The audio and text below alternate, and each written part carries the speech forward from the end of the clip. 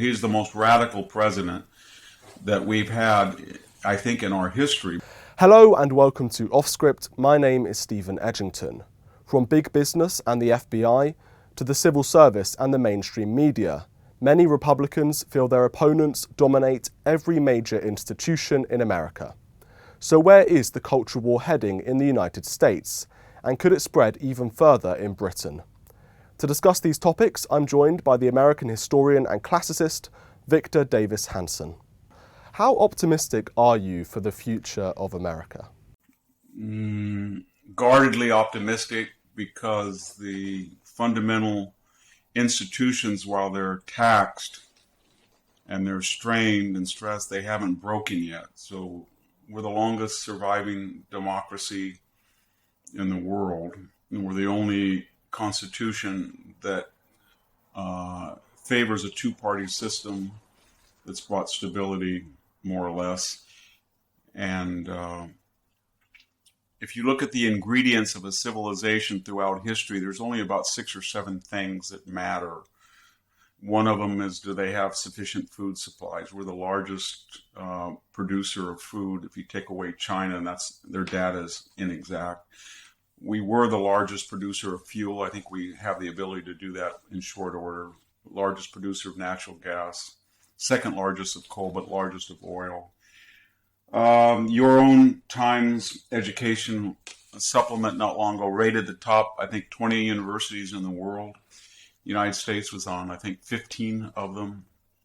And that was largely not on the basis, obviously, of our English department or law schools, but on tech, business, medicine, things that counted.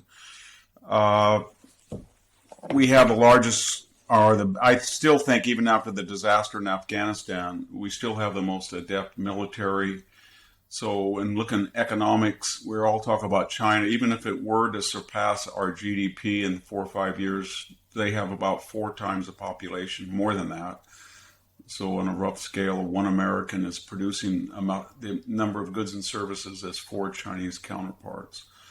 So that the essentials are good, but we are in one of these Civil War, 1960s, Great Depression valleys in which the country is divided and people are trying to destroy the system that gave them their affluence and prosperity, whether that's the 180-year filibuster or the 233-year-old electoral college or the 60-year, 50-year union, 50-state union, or the 150-year 9-person Supreme Court, or the constitutional idea that the states have primary responsibilities for setting voting law. All of those are under assault now because they have not given the neo-socialist Jacobin movement the results that they want. Let's talk about the man who is allegedly attempting to heal the divisions in America, Joe Biden. He ran on an election campaign of supposedly, as I say, trying to heal those divisions. How would you rate him in terms of the history of presidents in America so far? Well, we've had moments where a president was so enfeebled that we've never had a president resign for health reasons. So presidents, except in the case of Richard Nixon's, do not resign. They cling desperately. So we're not going to see any president resign. Nixon only resigned because he felt that he was going to be not just impeached, but convicted in the Senate. And nobody had ever had that happen. And nobody's ever had it happen today. So his advisor said to him, you will be the first person convicted in the Senate. So he resigned. So Biden is not going to resign, but we've had cases such as Grover Cleveland for a little bit, but mostly Woodrow Wilson comes to mind, where he was so enfeebled he was just comatose nearly. And I think we're getting to the point where Joe Biden is not able to go out and work an 8-hour day like most people. And most people 78 have some problems with that. All discussions of Joe Biden hinge on the fact that he's not the Joe Biden that he was 20 years ago. So what I think most of us feel in America now is that he did a Faustian bargain with the left, that he was a veneer of, respectable moderation, and he carried the progressive agenda across the finish line, and then the progressives felt that his task was done and he should sort of recede into the shadows or just sort of mouth their shibboleths. And that's where we are now. He's the most radical president that we've had, I think, in our history, more so than FDR. FDR, the New Deal, he tried to pack the court, he did all of those things, but he didn't do it. The war came and he tried to be inclusive, but Joe Biden on every aspect, whether it's his appointments, his judicial appointments, the open border with 2 million people, the skedaddle from Afghanistan, the deliberate printing of money, a $2 trillion deficit, $30 trillion national debt, the mandates, all of that is new. It's a level of radicalism we haven't seen in a long time. I don't think we've seen it from a president.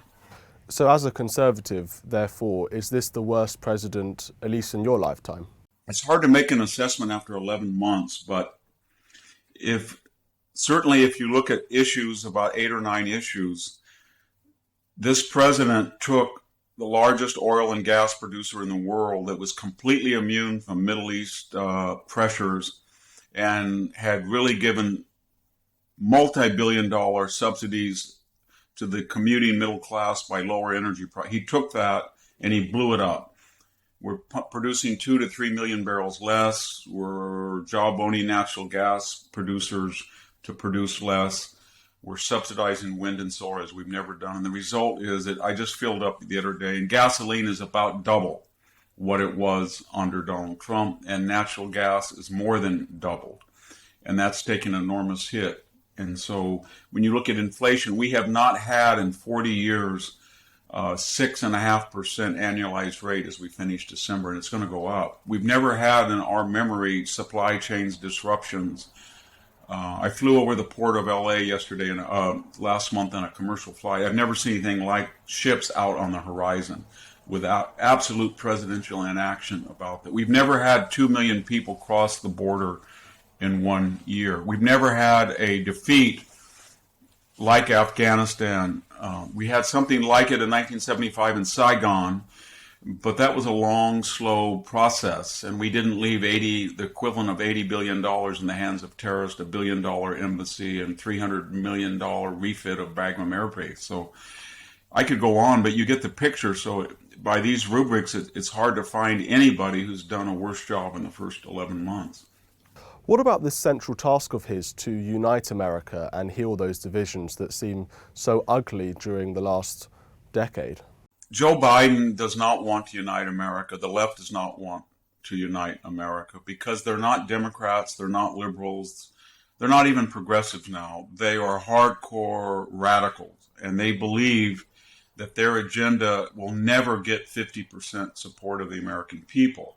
And therefore, they have 2 or 3 options in which they're choosing all of them at once. One is to change the system that I just mentioned, the institutional system, how people gain power, the new voting laws, or changing the electoral. The other is to change the constituency, bring in 2 million people a year from impoverished countries with no high school diploma, no marketable skills, and offer them immediate federal assistance, and then grant them amnesties to vote. We're seeing 800,000 illegal aliens probably vote in New York local elections.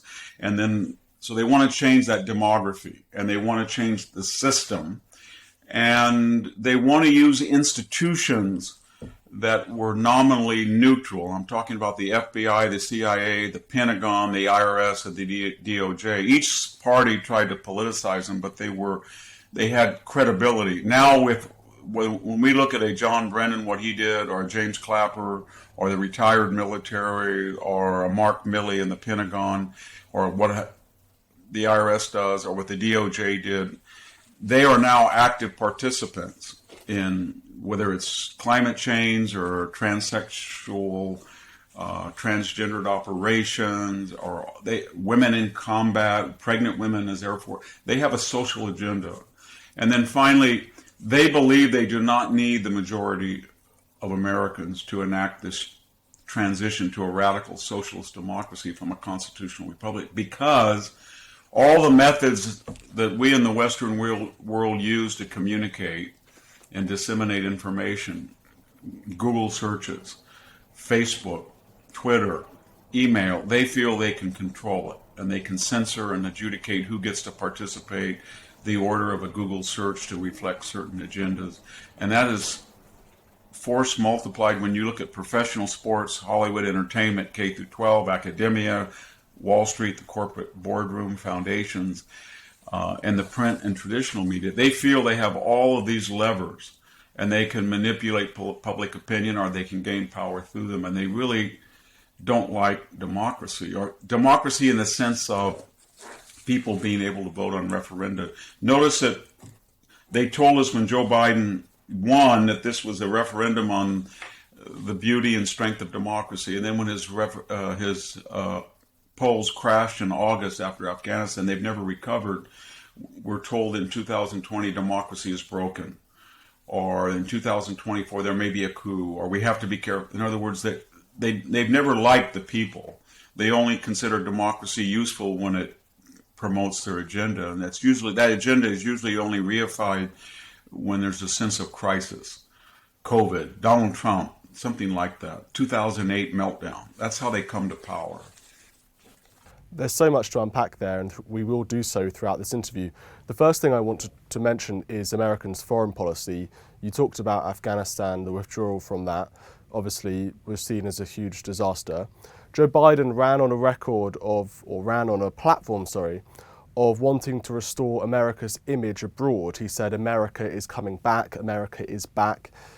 He saw Donald Trump as a sort of crude, ignorant person who went around annoying and angering our allies. Do you think that America has restored its reputation abroad with Biden's presidency? Yeah, I do. And in ways that Joe Biden, were he in the opposition now and younger and more hale, would absolutely agree with. We convinced our European and British allies to go into, say, Afghanistan, and they were there for nearly 20 years. And they suffered enormous costs, casualties, not as much as ours, but they attacked us and not the Europeans or the British, but they came. And so when we decided under Joe Biden that we were going to get rid of the 3,500 Americans and the project was no more viable, then the first obligation would have been to go to our NATO allies and say, look, we're going to withdraw, but we came here first and we're going to withdraw last. And we suggest that we do this in concert. Instead, we just skedaddled and we left all of our allies to fend as they could.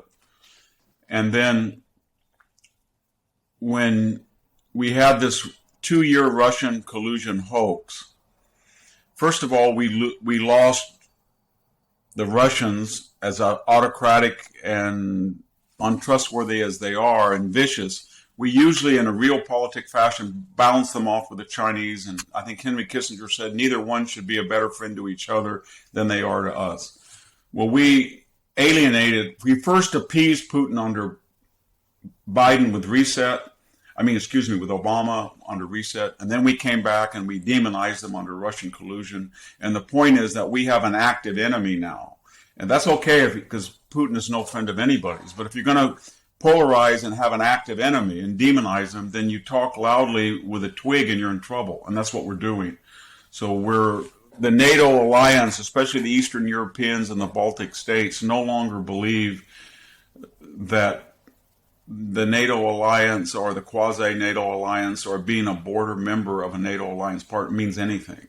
And I think Germany is another good example that is no longer fully a Western power anymore in the traditional post-war sense. So, yeah, I think Donald Trump, for all of the criticism he endured, he did create a consortium in the Pacific and Asia of Australia, Taiwan, South Korea, Japan, the Philippines that were beginning to try to contain this new sort of greater East Asian co-prosperity sphere under Chinese auspices. But the Europeans and the Westerners got what they wanted because they were even more fiercely anti-Trump than were the American left or the American never Trump right. They wanted what they got. And a lot of us warned them that if you just ignored Trump's rhetoric and look what he actually had done, he had increased NATO expenditures by $100 million on military budgeting. And he had been very strong with Putin. He had sold the Ukrainians offensive weapons. He'd upped sanctions on the Russians. He flooded the world with cheap oil that the Russians hated. He killed 200 mercenaries in Syria that tried to attack a U.S. installation. He got out of an asymmetrical missile deal.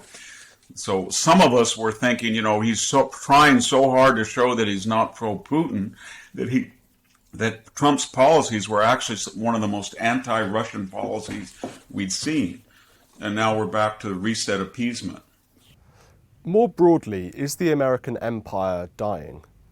It's hard to say. I think what's happening is under George H.W. Bush and Bill Clinton and George W. Bush and Barack Obama, there was this American-led Western effort to say that China, and we had a lot of goodwill toward pre-Maoist China because of the American relationship with China and the World War II experience with China. We said the more that we are magnanimous to China as it sheds its exoskeleton of communism and fully emerges as a capitalist country, they will reciprocate that magnanimity with gratitude, and they will become a member of the Western democratic community. And this is going to be wonderful. They're going to follow a trajectory like India, for example.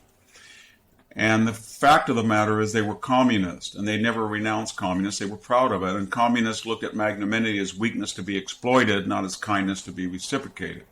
And so that started this empowering China. And so all during the 90s and 2000s, when you found a professor of computer science that was working for the Chinese, when you saw a CIA operative, when you found students that had a cabal that were sending stuff back to China, when China was dumping, when they were stealing patents, when they were stealing copyrights, when they were manipulating their currency, that here in the United States it was, well, we're so strong and we're so powerful, we wouldn't want to be racist or xenophobes and attack the Chinese. And then Wuhan came along, and you can see how ill prepared we were to deal with the Chinese. And now we're in a very ridiculous situation of finally waking up and saying, we're not going to let, while we do this, or we're going to have tariffs. And the Chinese are thinking, we're going to have a bigger economy, and we're ahead of you in so many areas in technology and fabrication and assembly and production.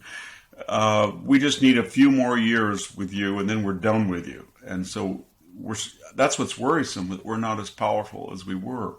And at some point, we're going to be a country that's very powerful with 330 million people, but we're not going to run the world as we did in the post-war era. And a lot of people on the right and left don't mind that. I'm not sure that I mind that either, but it's going to happen. And the enemy of America right now is not poverty or want. It's a bi-coastal culture of affluence and leisure. And we have staggering amounts of asymmetrical wealth in the two coastal areas. So when you have Silicon Valley with a 10 square mile area that has $5 to $6 trillion of market capitalization, then that money is very powerful. It can go into a campaign, as it did in 2020, $400 million plus into getting precincts to vote particular ways. So our problem is that we've got a very, very globalist, cosmopolitan population, one with windows on the EU, one with windows here in the West with Asia, and they do not believe in traditional American values as we've known them, or patriotism or nationalism. They feel they're citizens of the world.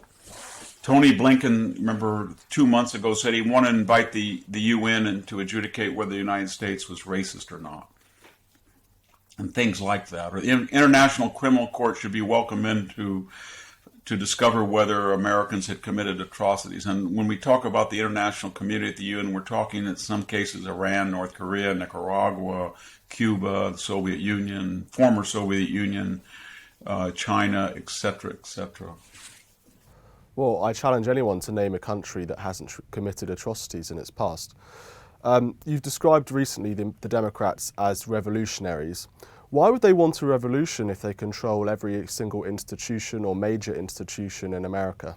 Well, I've never known any revolutionary who said, we won, it's now time to stop. The revolution, by definition, on the left is defined as today's revolutionary is tomorrow's counter-revolutionary. So I guess what I'm saying is that it's inherent for revolutionaries to want more revolution and to get more and more radical. And they do control the institutions, and they do control, at times, the government, but they don't have the majority of the American people. And so now they're 50-50, even with all the terrible things that happened to Trump, the hoax, the impeachments, the Januaries, they still couldn't get more than 50 senators. And they have a narrow margin in the House. They're going to lose both in 2 years. I think they know it, and that's why they're talking about coups and everything. And they have a good chance of losing the president. That's what worries them. If you look at a map of the United States and you see two blue strands on the coast, and then one around Austin and one around the Great Lakes, and that represents about 48% of the population. And then the entire country is red in between. 90% of the geography and about 51 or 52% of the people. That's what they're worried about. And the problem they have is that where things are made, oil, food, transportation, factories, they don't control any of that. And so what we're seeing now is 2 million people in the last 2 years have left blue enclaves, Illinois, California, Massachusetts, New York, and gone to places of the old Confederacy. I can't believe it, but they're going to Tennessee, they're going to Texas, or they're going up to Wyoming or Montana or Utah, etc. So they're afraid that their blue state paradigm of high taxes, big government, appeasement of criminal, that homelessness, that doesn't work for liberals. And so they're in crisis right now, and they're afraid they're losing the majority of people, and they don't know how to stop it. And what I meant was, any sane person would go into Joe Biden's office and say, you've got to close the border, finish the wall. This is killing us. Or you can't keep printing $2 trillion and paying people to stay home. This is killing us. Or you've got to restore deterrence abroad, or our allies are going to become Finland-like countries. They'll have no choice. But they're not going to do that. They double down. I'm glad you mentioned the sort of geography of America, the demography of how on both coasts you've got these very strong sort of Democrat states. And as you say, many people are going from the blue states to the red states. What do you think of this idea of a secessionist movement within the Republican Party who feel that the Democrats are so anathema to everything America stands for, and the fact that they control every major institution means that there's no option left than to create your own country of just red states? And I'm going to quote from a radio host called Jesse Kelly, and I want you to respond. So he wrote that there is simply no common ground with the left anymore. We are now a couple screaming at each other all night, every night, as the kids hide in their room. We cannot come together, but we do not have to be like this. The history of the world is nations breaking up and redrawing their borders.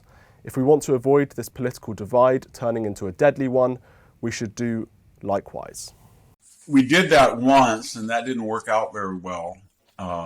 And the problem is that when I mentioned red and blue, it's true, but what happens to somebody like me in a blue state, California? And what I meant is that California's got 40 million people, and we've got about 15 million that are conservative. And if you go to the geography of California and you go north of San Francisco, which is larger than most states, up to the Oregon border, or along the Sierra Nevada foothills, or the Great Central Valley of 400 miles, or the Inland Empire, the people who live there are more conservative than people in Utah. I live in Fresno County. I can tell you that people here are all armed. They don't go to San Francisco. They don't trust their kids going to the coastal universities. They don't like people from the coast, but they're in California. And there are places of blue enclaves like Austin in the middle of Texas. So it's not so easy. But more importantly, I think conservatives, and why I disagree with the radio host, is I think that we're starting to win now. And I'm talking from an area that's 95% Mexican American. This was ground zero of illegal immigration. Donald Trump got 45% of the Latino vote here, and Mexican American males 52%, because abortion on demand, transgenderism in the schools, and an anathema for people in that community.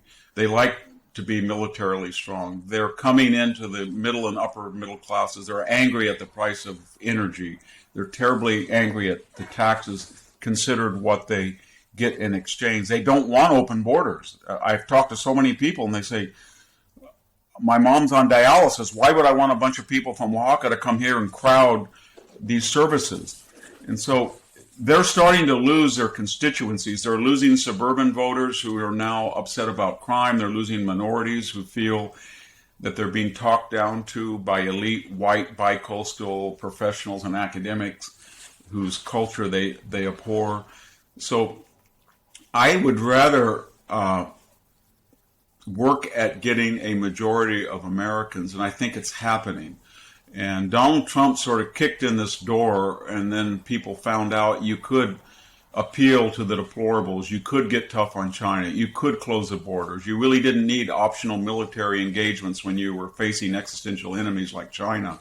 And so that opened a lot of avenues, and we have more and more Republican and conservative candidates have kind of refuted the old John McCain, Romney. We have to open the border or Hispanics won't like us. We've got to get China into the world community by giving them more concessions. Let's write off the assembly manufacturing. We don't do that here in America anymore. So I think there's a good opportunity in this midterms to see a correction of a magnitude we saw in 2010 or 1994, maybe 50 to 70 seats. And I think we could win back the Senate. And at that point, Joe Biden will be, if he's still in office, will be relegated to just an executive order president barking at the moon, because he doesn't have the charisma or the cognitive ability at this point that Barack Obama did when he lost both houses of Congress. Does it matter when you vote in Republicans? Because many would argue that the left's domination of big tech, of the media, of almost, as I mentioned earlier, every institution from the FBI downwards, means that simply when you elect these politicians, they can actually impact very little.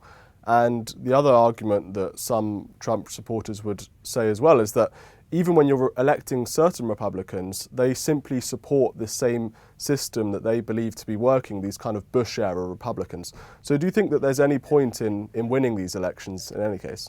There has to be a point, but you've sort of outlined exactly what I wrote in the book, The Dying Citizen, in the chapter, The Unelected. I said we have 2 million people in the federal workforce, and 40% of Americans work for some form of government. And we have these unelected people, an Anthony Fauci, a Mark Milley, a Lois Lerner at the IRS, a James Clapper, an Andrew McCabe, a James Comey. And they exercise judicial, executive, and legislative power on their own. And administrations and senators come and go, but they stay. And they have to be held accountable. And they lie under oath. We know that Clapper did. We knew that Comey feigned under oath 245 times he couldn't remember. Robert Mueller didn't know what the Steele dossier was, apparently, even though it was the center of his investigation, et cetera, et cetera. And so we have to hold those people accountable. And your other point is valid, that when you have the traditional blue blood, silk stocking Republican wing that's in that New York-Washington nexus, they're so integrated with the left, whether they're Supreme Court judges or whether they're senior senators or even administrations, that they feel that they have more in common culturally and socially with their counterparts than they do with their ideological allies, supposedly in the Midwest or something.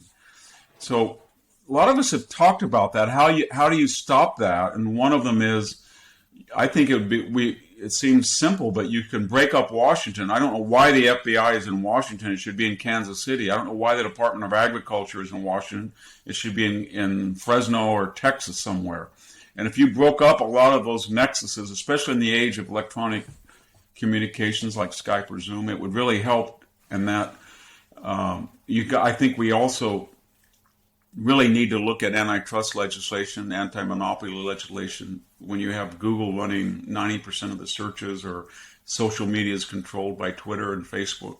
So there's things that we can do if we had a Republican Party that's not compromised.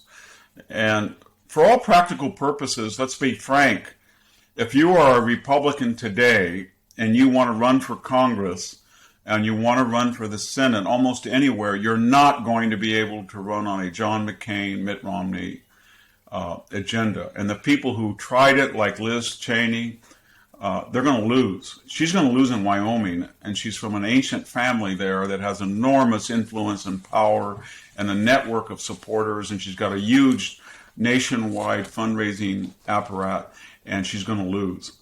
And so I think that the Republican Party finally is shedding this image that it's a bunch of white guys on the golf course putting around and talking about capital gains and privatizing Social Security. And it's a party of the middle class, in contrast to the Democratic Party that despises the white working class, we know, but really the entire white working class, and is a party of very, very wealthy people, the Bill Gates, the Warren Buffetts, the Zuckerbergs, the Bloombergs, and then the subsidized lower middle class and poor. And so they don't care about the middle class. They feel they lack the romance of the poor, and they don't have the culture or the sophistication of the wealthy. And they make fun of them on 360 degrees, 24/7. These are the deplorables. I'm quoting Biden and Obama and Hillary. These are irredeemable, deplorable, and John McCain called them the crazies. So they have a whole language of disparagement for them. It's fascinating. You're seeing these exact same trends in the United Kingdom, where Yes. more working class voters are now voting for the Conservatives by a huge margin than voting for the Labour Party for all the same reasons. I'm curious as well, I just find their rhetoric so fascinating, those on the left, when they talk about things like, we live in an era of white supremacy, we need to end all racism. These seem to be very lofty goals. But where does this sort of end? When is white supremacy ended? When is racism ended? Where does this revolution stop? It never ends for them. Well, this is my question. What is their aim? I don't really understand. I think part of it is psychological in two ways. And this is kind of a tired trope, but I do think there's something to it, that when somebody loses any sense of transcendence, that you don't believe that there's something after this world, or there's powers in this world that cannot be calibrated, that require faith, and you find you have an inner human need for that. And for the left that are atheists and agnostic, their religion is getting in your face and forcing you to be a better person, whether that's on the climate or race.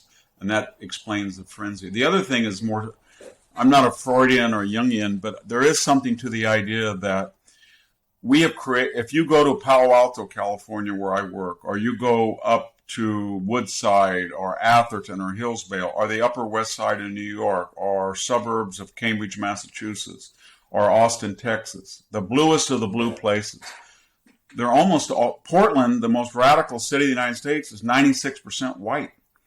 So what I'm getting at is a lot of these very wealthy white people feel more comfortable with white people.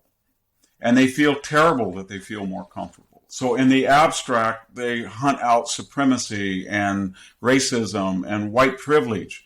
But in the concrete, it never affects where their kids go to school, who they have over for dinner, who they associate, with the minor exception that a very elite level of minorities who they feel comfortable with. But they do not want to be with a middle class, white or non-white, and most of the non-white are middle class. So they create this constructed caring, and I've seen it so much on the Stanford campus, where I see these white kids, and if they really believed in helping minorities, they'd come down here to Fresno or Bakersfield and tutor, or they would send their kids to Cal State Fresno or Cal State Turlock. But when you look at how they live, they're the most pretentious, envious, status-conscious people in the world. And they don't want to be around anybody but themselves, and they feel terrible about it. Just look at the luminaries of the current Democratic Party. Nancy Pelosi lives in a huge home in San Francisco in a gated Napa Valley palazzo. Gated. Mark Zuckerberg has a 50,000 square foot home on Hawaii with a wall around. They hate walls. They say they don't work. Barbara Streisand, all of these people down on the PCH in Malibu, same thing. So when you look at the schools, they worship, and it's very funny. They're all talking about we need not just proportional representation for college admissions, but what they call now things like equity admission or repertory admission. So if you're African American, you're not going to be let in regardless of your credentials at 12% of the incoming Yale or Harvard or Stanford class, but maybe 15 or 18. But when you look at the numbers, and the same is true for Latinos, there's only one rubric you can cut, and that's white males, because you're 55% women anyway, and you're getting white males that are 33% of the population down to about 15. And who does that hit? If they're not a legacy, you're not a multimillionaire to give the money to buy your way in. It hits the children of the white professional classes. And so what are they doing right now? And I can attest this from firsthand knowledge. They are calling up the admissions office. They are calling up a dean. They're calling up a pro. My kid didn't get into Stanford or Harvard. What am I going to do? This is terrible. I didn't think diversity would do this to me. Or they're getting carjacked in Portland. Or somebody took their catalytic converter in Minneapolis. Or they can't go to downtown Seattle. I didn't think that this was going to happen to me. Or the Soros DA that they voted for let out somebody that just broke into their home. And so this was all, I don't want to say it was a game, but this was sort of revolutionary chic. And now the Frankenstein monster they created is going after them, and they don't like it. So they project all of these pathologies onto other people because they suffer them themselves. Is America a sort of victim of its own success? After the Cold War, when you won that war, the Soviet Union collapsed, America, people were talking about the end of history. As you mentioned quite rightly, Christianity, religion has declined mostly in Western countries as we become richer. So people feel that there's no ideological enemy and that there's no God anymore that they can look to as a sort of purpose. So this kind of meaning in their life is having to be filled with very odd, radical ideologies. I think that's pretty much sums it up. And that's was sort of the warning at the very beginning. There was a reason that Aristotle and Plato and many of the Stoics, well, we would call them conservative or right-wing, or maybe the Roman nihilists, Suetonius, Petronius, Tacitus, were kind of that way. And they all had a common, and I don't want to get into the German nihilists, but because I don't really approve of them, I don't like them, but Hegel and Nietzsche and Spengler, they all had a similar theme that when you combine market capitalism or free markets with constitutional government, it puts an enormous onus on the citizen to not do what he's materially and legally able to do. And that what the Romans call luxus, or decadence. And so if you don't have a religious concept or a religious community or a family support network or a small town shame culture, and you've got all this money and all this freedom, human nature being what it is, there's no brakes on your appetites. So here we are when the very economic fabric, the agricultural fabric, the energy fabric, the foreign policy are all stressed out. But when you look at the upper middle classes and the wealthy, what are they doing? And you look at the popular culture magazines and blogs, they're enjoying a level of indulgence. It's just, whether it's John Kerry flying all over the world in his private jet to combat climate change, or, Mark Zuckerberg's latest acquisition, or Bill Gates buying 200,000 acres. It reminds me of Trimalchio and Petronius the Satyricon. So that was always a fear of what this West, and when you mentioned the UK, there was no reason why it would be different than ours, or we'd be different than the UK, because you have the same ingredients at work. A very sophisticated and stable form of government, and a free market, even under your socialism, a free market economy, and a lot of people who are getting very wealthy and they're very free and they don't believe in anything more than themselves. And they're indulgent, and they're at war with less well-off people in the interior and the hinterland that are more traditional. And they despise those people. It doesn't go the other way. The traditionalists in the West doesn't really hate this coastal globalist elite. They just feel that they're misled. They don't want to be around them. That elite hates the interior and wakes up every morning saying, what did I do to curb those people? And then they go to bed saying, I don't do enough. So they're incessant. I'm glad you mentioned the UK because obviously I live here and I study UK politics all the time. And what's fascinating is that in 2016 we had a similar political revolution to the United States. We had this Brexit referendum, and in many ways that opened the door for a political and economic revolution. Obviously, we're leaving this huge trading bloc which had so much power over our laws and over our lives. And yet, it doesn't seem to me that in Britain we've had the same kind of culture war or same kind of political revolution as we've had in the United States. And in particular, Conservatives here seem to be far more happy with the situation in which institutions are run by our ideological opponents than in America. And I'm just curious to know what we could learn from Conservatives in the United States. And, for example, there's some great grassroots movements within education. You saw Glenn Youngkin's election recently in Virginia, and parents who are going to school boards and arguing against so-called woke ideologies being taught to their kids. I'm really, really interested in what British Conservatives can learn from Americans in how to combat this stuff. I think one of the things that Conservatives learned, and they didn't, not that they're particularly original, but they are brave and they are traditional. And they've learned that the new coastal leftist elite is not your old Democrat, your Hubert Humphrey, or even your Bill Clinton, but they're elitist and they're revolutionaries, and they don't like the middle class. So what Conservatives have been doing is, when you look at those tapes of the Virginia parents, the first thing that strikes you is there's an Afghan refugee yelling at the school board. There's an Iranian refugee. There's a Taiwanese American. So the conservative movement said, we're in the middle class now, and we're the majority, and we want anybody to come in here to attack these people who are ruining our country. And we don't have to have exactly the same agendas.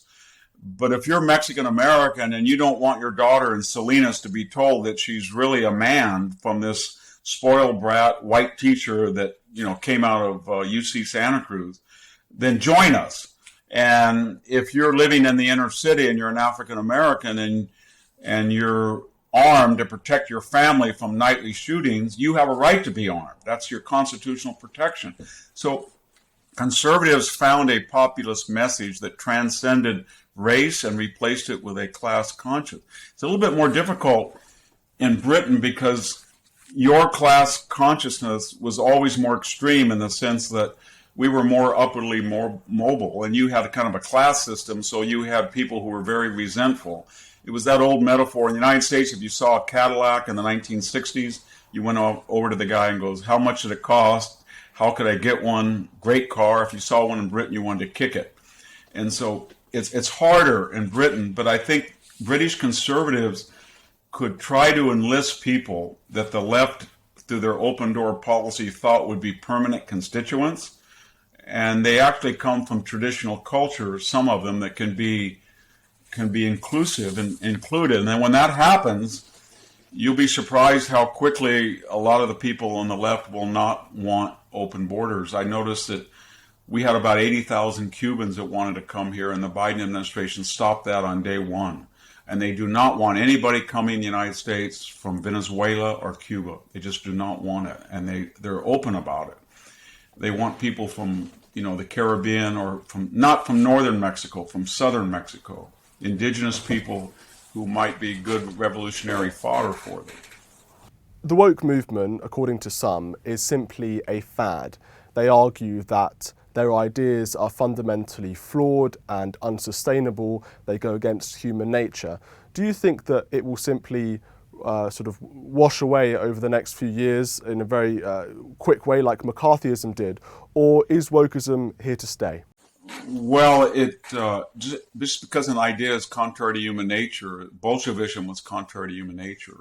And that's what the Russian aristocracy said, we can kind of hang around with Kerensky a little bit, or we can give a nod to Lenin, but we're here to stay and it's going to pass. And it didn't, even though they had no support among the people.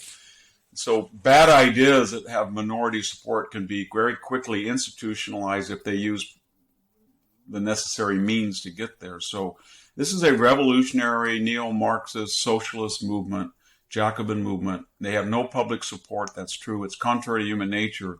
But that does not mean they will not be successful in implementing it in the schools and the popular culture if they're not challenged. Once they're challenged, and once you're bold about it and say, you can cancel me, you can do anything you want, it has no effect on me, and people start doing that, it will collapse. I'm kind of a pessimist about human nature. I think these things, I grew up, as a kid during the 60s and saw that.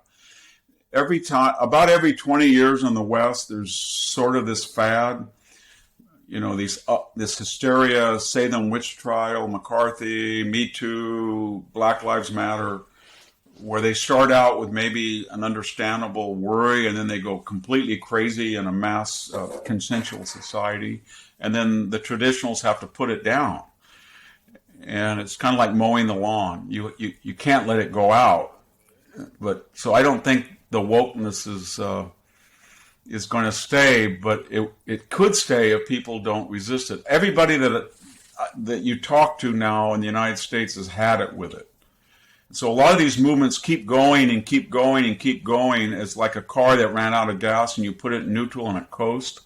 And so it's coasting now, but the ingredients, Black Lives Matter is totally discredited. The founder of it, Ms. Quellars, has got her fourth home. She moved to White Topanga Canyon.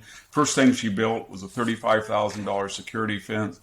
BLM came out and said, this is racist. Jussie Smollett is innocent. This was a real attack. I mean, they've completely jumped the shark, as we say, and they're discredited. And Me Too died when Tara Reid came out of the woodwork and said, this man who's going to be president sexually assaulted me, and here's a witness. And all the people that said women must be believed said, not this woman. He's the only guy we got.